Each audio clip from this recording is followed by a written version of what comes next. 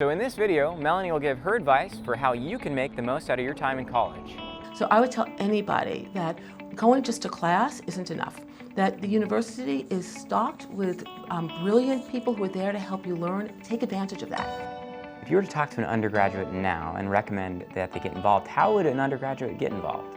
Well, I think the first thing is really looking at undergraduate research opportunities, talking to your professors and seeing, what you can do to sit alongside a professor's work. So I would absolutely do that. I would look at a spectrum of psychology classes.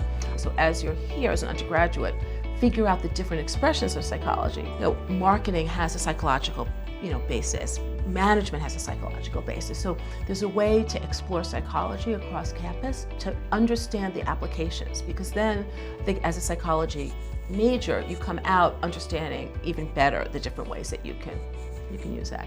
So kind of going on that last statement there, making a difference where no one else is looking, how has that kind of driven your career? Because it seems like that's a providing theme. It's actually a very good question. So if I even go back to my days in the learned helplessness labs looking at depression, depression's a big topic. Learned helplessness was a growing area.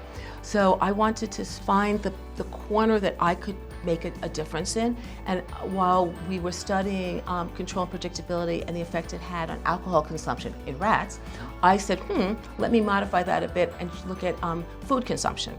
And then that actually led me to looking at appetite abnormalities, and that then brought me into study of obesity, that then brought me into bulimia. In each of these instances, I looked for something that was connected to the mainstream, but not in the spotlight. And then I could be the person who would help build up that. So there's an entrepreneurial element in me where I like to develop things that nobody else has because it's creative. I think we often end up with a group think where everybody's studying this, therefore everybody's studying this. Well, there's other things always to study, right? And so one of the things I learned at ASU was it's the quality of your question. Ask a good question. So figure out what's the question no one's asking or isn't asking in the right way, because probably there's something there.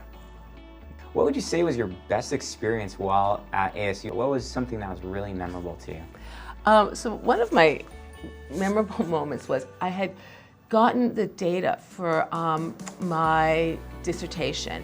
And so let me just take you in the time machine.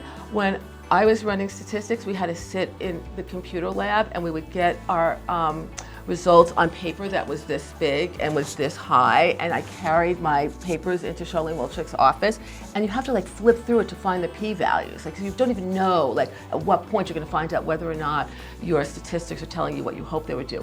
And the two of us were so nervous, and she reaches into her drawer and she pulls out a bag of peanut M&Ms and she dumps it on the table. Now remember, I'm studying bulimia.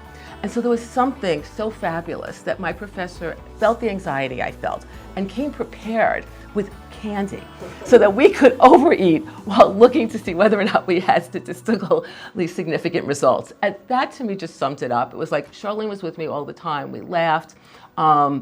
We got good results, and it was science and it was important, but it was also fun.